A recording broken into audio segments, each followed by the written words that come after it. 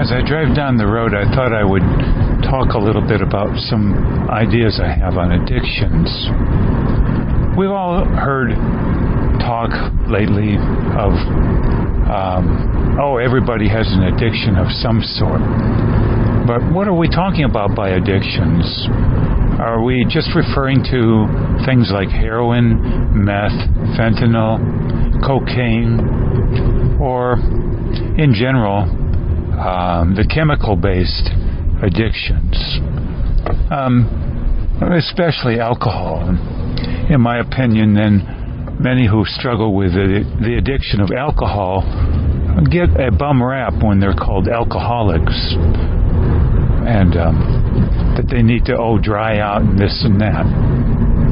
There's always in a society a few whipping boys, and for many years it's been, quote, the alcoholic. That particular type of addiction to a chemical-based substance. But what other kinds of addictions could there be then? I think there can be addictions to the use of ideas that aren't true, used on a chronic basis too, such as denials. I know even Karl Marx, for what it's worth, had once said religion is the opiate of the people. He didn't say which people, and I'm not going to comment upon views about religion or not, but that was his point or a view on that matter. He is having many flaws, I believe, but he claimed religion is a drug. And I suppose he would perhaps agree with some who would say religion has a set of denials. And I'm not just talking about any one particular religion, but a number of them. As opposed to, say, spirituality, which in my book is a completely different thing. Completely. Almost night and day sometimes. But at any rate, I believe we can call an idea that is incorrect, especially a premise.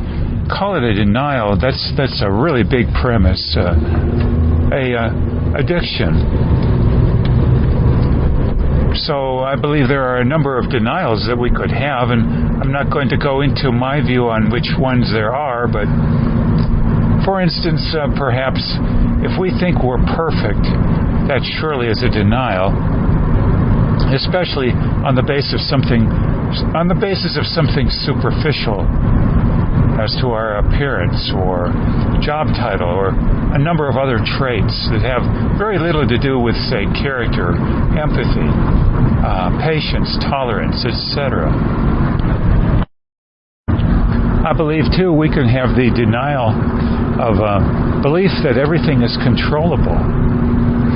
And moreover, by control, I mean in the philosophical sense of free will, that we can pull a rabbit out of a hat, so to speak, at will.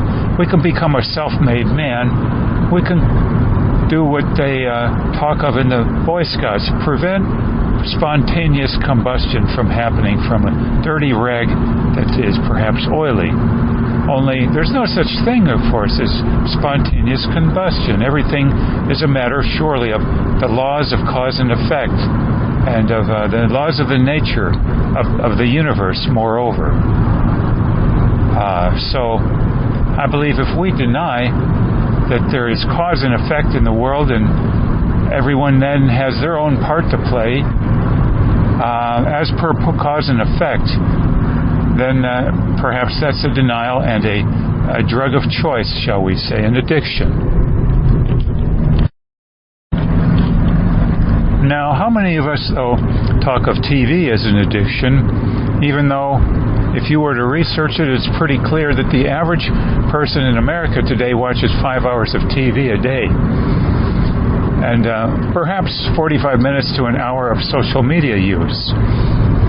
And who knows how much time also surfing the web. And so I believe that this can be a drug of choice, a escape, if you will, that there are a whole bunch of ways to escape reality, and thus a drug just as potent in many ways, if not more, than a chemical-based escape. For isn't that what alcohol to excess and meth, cocaine, etc. is an escape? It's a distraction. You might even say that to isolate, so to speak, too much is a form of distraction or isolating from a toxic environment you don't want to process. Indeed, there are even those who refer to the lifestyle in New York City / Manhattan as having a manic air to it. And you might say, or some would say, that it thus is a massive distraction environment, 24/7, no matter almost where you are. And that's excluding, of course, the reality of the internet, cable TV, and much more. And so isn't that perhaps then a drug of choice in that these are non-chemical based ways of escaping reality, of not dealing with it? We might even say that the purchase of too many things on the internet can be a massive set of distractions available to us as an option only recently, relatively speaking, in mankind's history, I believe. And if we're going to talk about chemical-based addictions, what about the, quote, psych drug addictions? Use of psych drugs as tranquilizers, basically, for more than a sensible period of time. I'm not going to put a figure on what I would believe that to be, but more than a couple of years, perhaps, in my mind, being a addiction or set of addictions right there of a chemical-based nature. Now, some of us may also have heard of the term sexaholism. Isn't that too an addiction? And gambling? Forms of distractivism as a drug of choice. Even too much reading can be, in my opinion, a drug of choice, an addiction, in that it keeps us from doing more than a modicum of observing and thinking for ourselves. And the ubiquitous mandatory educational system, K through 12 or so, or what is it, till 16? Some would argue is a way of actually not processing reality in the name of education by doing so little observing and listening so much, often to a potpourri of ideas that put together make no sense at all, simply jambalaya salad perhaps. And then there's George Carlin having talked about a home. What is a house or a home? He once said in a short little video. He claimed it's a place where you store your stuff while you shop for more stuff. And I find that humorous, except for one thing. Perhaps I would add my 2 cents worth and say that a home can also be an addiction or set of addictions, in that it's a great way of distracting yourself. For doesn't the average homeowner spend a considerable amount of their Saturdays at the local box store getting new curtains or ideas for that? Home improvements all the time? Every Saturday, thus a distraction-oriented activity that would not happen without owning this house. Typically not used to store work-related items such as books or entertain guests or dignitary functions. And so it offers up mostly, perhaps, drugs of choice of distractivism and status. And to pay for it, you have to have, quote, a job, which in turn is more distractivism. And then if you're lonely there, why not get married or have a partner? More distractivism. All of these then non-chemical based drugs of choice, you might argue.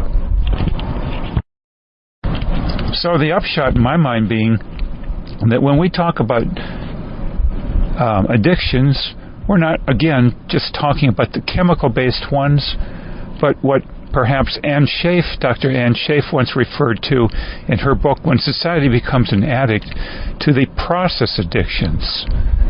And I would say, in my mind, the thought-based addictions, as opposed to chemical-based addictions. And the upshot of all being that they all are what Freud originally came up with as per the word defense mechanisms, I believe.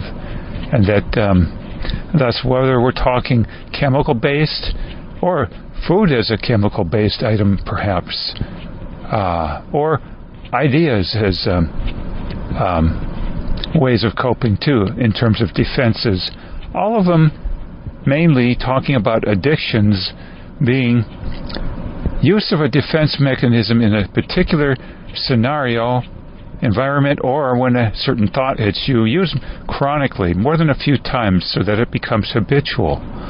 In my mind, then, thus, an addiction being a chronic use of a defense mechanism, whether chemical-based or idea-based.